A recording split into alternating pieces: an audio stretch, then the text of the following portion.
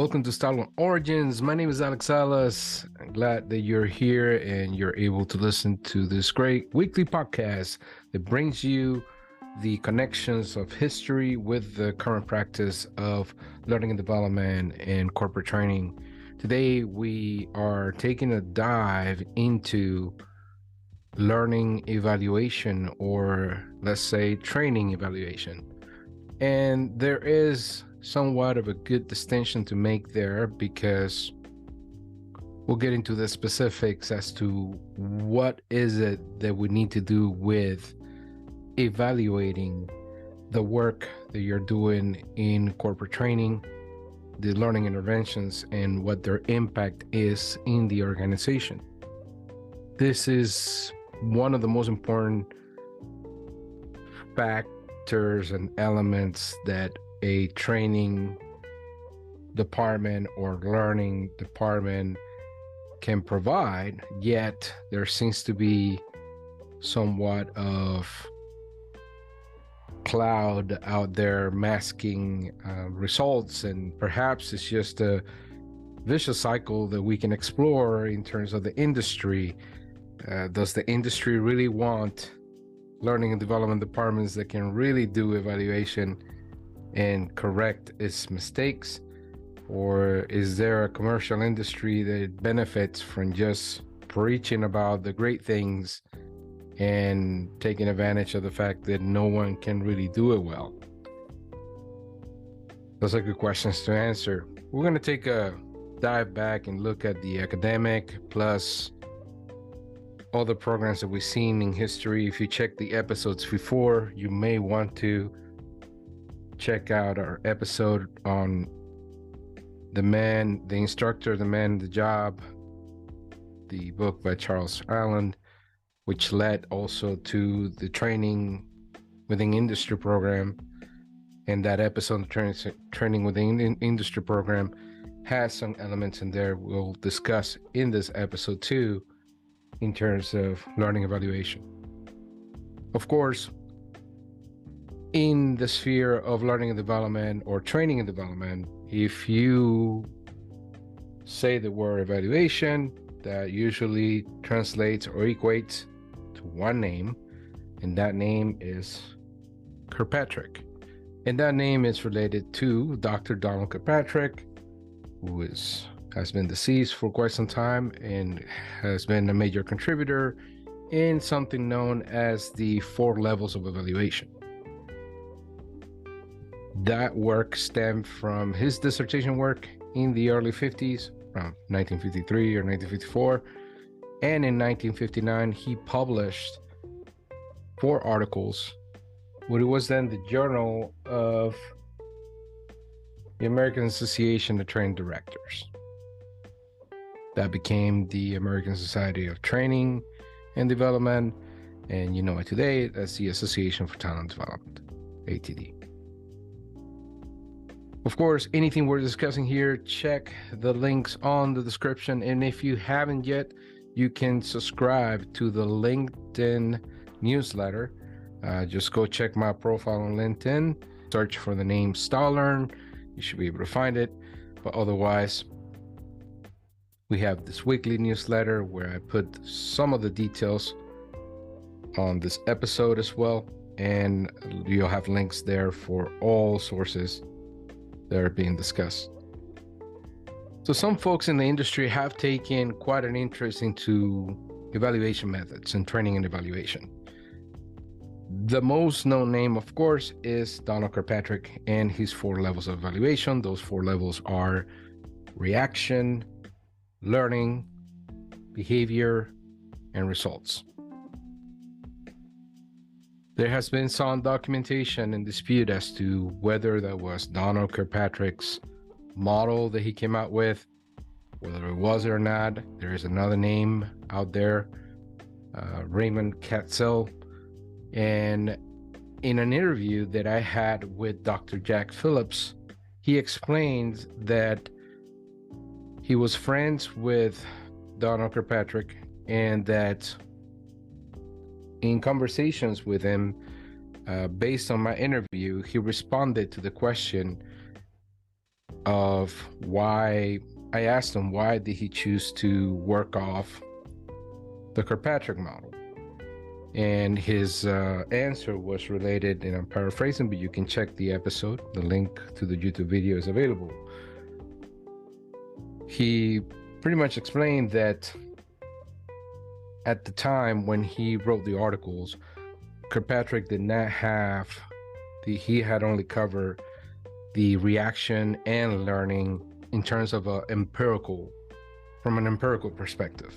And that means that, he was teaching management classes to supervisors in University of Wisconsin, and from there he was able to apply that. But obviously he couldn't apply behavior or results because he wasn't going to the companies and working with these people. So he was just getting these people sent by corporations to take his course. It's kind of like you taking a business certificate today in a college. Prior to that, though, Dr. Phillips also commented and confirmed that when Kirkpatrick was looking to set up an evaluation model, he contacted Raymond Katzell, and Katzell was, I guess they were friends or colleagues. They did research together, and Katzell provided those 4 categories, right? So you have to do reaction, learning, behavior, and results. This is then corroborated with William Thalheimer, which William Thalheimer writes. So William Thalheimer conducts this review. I think his article's name, Donald Kirkpatrick was not the originator of the 4-level model of learning evaluation. He points to the fact that Kirkpatrick alludes to Raymond Katzell as the originator of those 4 steps apparently in 1956, and maybe as part of his dissertation. Thalheimer points out that then in 59, when he's writing these articles, he makes no mention of Katzell's or Katzell's contribution to his work or whatnot. Interesting enough, these 4 levels are also not 4 levels. Practitioners sort of took them as levels, but Kirkpatrick's original intent for this, he named them as steps. So they're actually steps in the evaluation process. If you're wondering then, okay, reaction, learning, behavior, and results, what is that? Reaction has to do with that concept of responsive evaluation, and that's to take attitudinal feedback from participants in the learning experience. And that can be seen, interesting enough, that can be seen in a couple of places prior to all of this.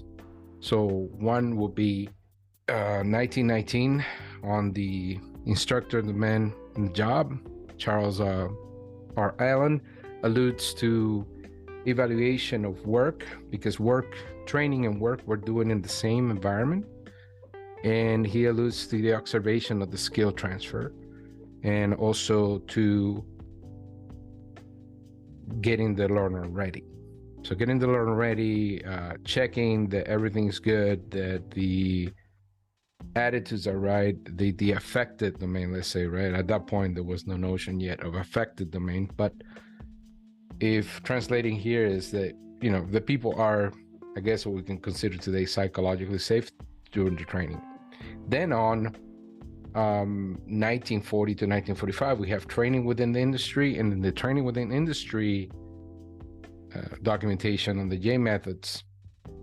In the relations part, there's mention of evaluating, the need to evaluate how people did in the training, or did they achieve the goal that was set out to do, and also how that benefited the organization. And in the world of education, we have, of course, the work of Ralph W. Tyler, who is considered by many the, say, quote unquote, father of curriculum development and evaluation. And Tyler has also empirical evidence of evaluation of programs, or the educational programs lasting from the 30s. There was a mention of an 8-year study that he did in 1930s. So there is quite a bit of evidence before Kirkpatrick of the intent for evaluations. I think the one thing that you can mention about Kirkpatrick is that he narrowed it down to these 4 labels. And whether he took the steps from Katzell or in collaboration with Katzell or not, really doesn't matter at this point. Everybody knows that is Kirkpatrick's levels, although he didn't intend it to be levels, and that's what you know today. However, in 1970, in the conversation with Dr. Jack Phillips, Dr. Jack Phillips says that he reached out in 1970 to Kirkpatrick and said, he had a project he was working on, and he needed to have some data on some case studies, some substance in terms of those last 2 levels, right? So behavior and results. And at the time, Dr. Phillips claims that Dr. Kirkpatrick did not have any of that. So this was just theory at the moment until that point. So 1970, how to really conduct evaluations and get behavioral results and get actual business results or impact results of the training program or training intervention starts happening with Dr. Phillips then taking on that flag. And then he developed his model, which includes return on investment or ROI. Since then, of course, we have an evolution of these programs, and the evaluation levels gets a revamp by James Kirkpatrick, son of Donald Kirkpatrick, and his wife, Wendy Kayser. And that is in a book that you can find. There's obviously a couple of editions of the book, but that was described as the New World Kirkpatrick model. And that New World Kirkpatrick model includes more of the organizational results, more detail into the reactions, because there are criticisms into what that is. And the issue is that to do an evaluation correctly with Kirkpatrick, you have to do the responsive evaluation, so the level 1 evaluation. But in practice, we know that when things are set up in black and white, and then the practice doesn't really show that well. We've seen that in the other episodes, i.e., Addy or Bloom's taxonomy. So the practice took his steps to levels and also took the idea of doing response evaluations or reaction evaluations to be just about whether people liked the training or not, or whether people felt great in the training or not. So those questions may be good, let's say, supplemental questions, but they don't really drive any value in terms of what value you're providing in a training program. The other part to remember is that Kirkpatrick developed this model when he was, what at the time, the predominant delivery methodology is face-to-face instruction. So it's instructor-led training. It's in the classroom. And the idea there is that if you have a standard to achieve in your instructional design and training program, then the evaluation will give you some connecting factors, some good information, some good data that you can then evaluate in connection with each other. They're not hierarchical in some sense. Some people have disputed that.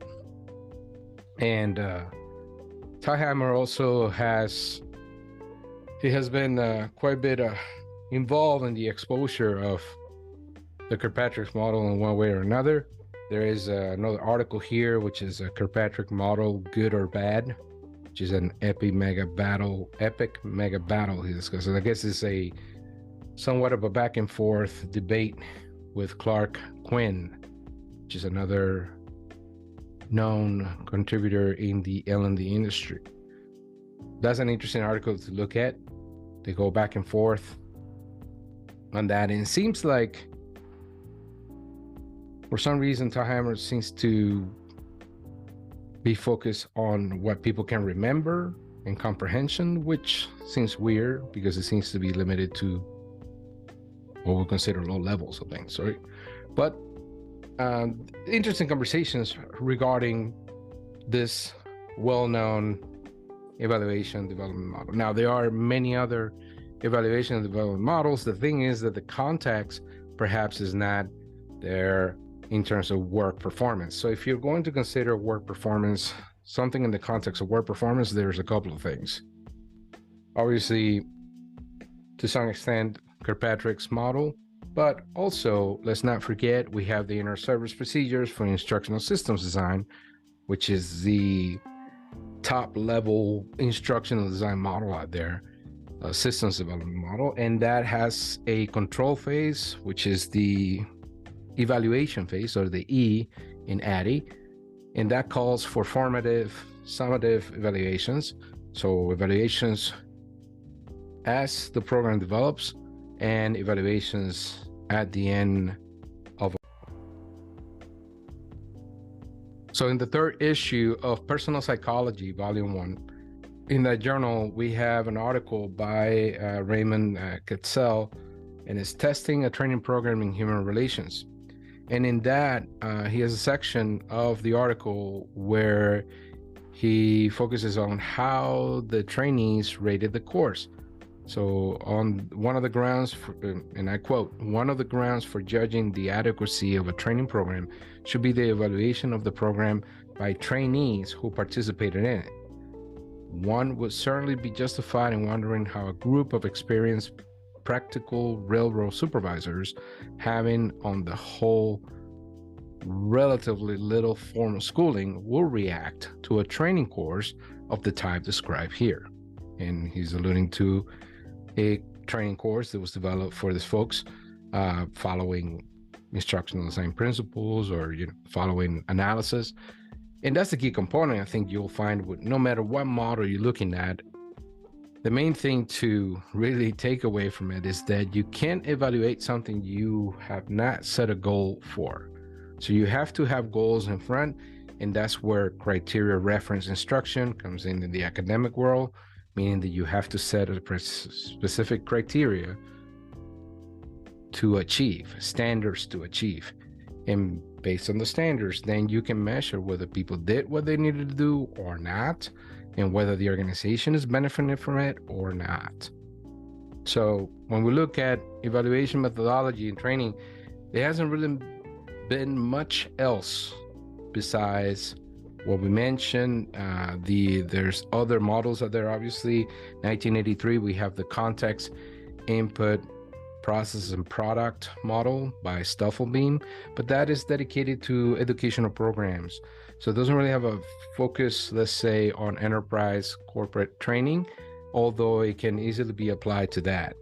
Stuffelbeam's evaluation has a focus on looking at also the training practices, how well your design was built. But all evaluation methods really call for that.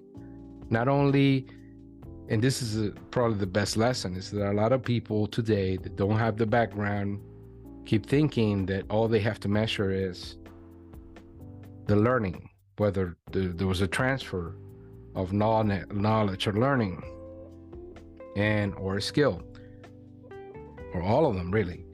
And they forget that they need to evaluate themselves. They need to evaluate the design itself. They need to also provide ways to evaluate the impact of that training in the program, and costs and benefits, which is what the ROI addresses in. And that's why the Jack Phillips levels of evaluation, or ROI framework, it's really probably one of the most, or the best aligned in general. There is, in 2019, Will Thalheimer releases this learning transfer evaluation model, or LTEM as is proposed. And the only thing is that there's really no empirical data on this. This seems to be a collaboration between people in the industry. Some of them have seemed to provide their own models in some way, like Rob Brinkerhoff, but there seems to be no empirical, academic, peer review take on this LTEM. And the LTEM seems to add more levels to something. So like, I guess the main criticism we can have here is, do we need more levels? Because people can get 4 levels for Kirkpatrick, right? Are they going to get 8? So that, I'll leave that to you as the listener. Take a look into that. But the key thing to really point out here is that this is just, it seems like an idea from someone that, yes, is educated in cognitive psychology. But if we're going to be evidence-based, we need evidence that this model actually has been implemented and working some way or another. So at least with the Kirkpatrick's model, we do have that evidence in the evolution of the work that Jack Phillips has done. And Jack Phillips also has a bunch of books published throughout different networks and out there. Very prolific author in this sense. So with that, we end learning evaluations. And really, the message that you have to live with is, whatever model you seem to be adhering to or want to follow, the 3 components that it needs to have is that you need to have goal setting or objectives in place. Otherwise, you won't know what you're measuring. So you get business metrics and you get performance objectives. And if you're measuring the effectiveness of instruction or training, then you do that measurement following either the 4 steps or 5 steps or whatever the case, or maybe the New World evaluation method, the New World Kirkpatrick's levels. And so you want to select your evaluation method, sort of have an idea of what you want to measure. But the key importance is to really measure the transfer skills and the application of the skills in the job place, and then the production of the results in the job place. And you can't just go by case studies, because what happens today, as we know in the industry, is the case studies. When everybody shows you case studies, they always show you stuff that works. Hey, yeah, well, here's a case study. It worked. And what you want to know is, okay, it worked here. It didn't work as well in this type of scenario, in this context. And that's why those other models perhaps are a good blend that we need in terms of doing proper training and learning evaluation. At the beginning, I mentioned this whole learning and training, and I think the point that to take as a final message here is that this industry is very commercialized, and it seems to be changing terms, so it doesn't have to be honest with itself in how it provides or measures up with impact. If we say training, that is directly observable and is measurable. But if we say learning, then things get too complex, and one can always make excuses. Oh, there's so many variables involved, or oh, they're so hard to measure learning. So those are thoughts to think about. Thank you for listening. We'll be here every week. Style and Origins. Make sure you share with folks and check out the links so you can make your own informed decisions as to how to do learning evaluations.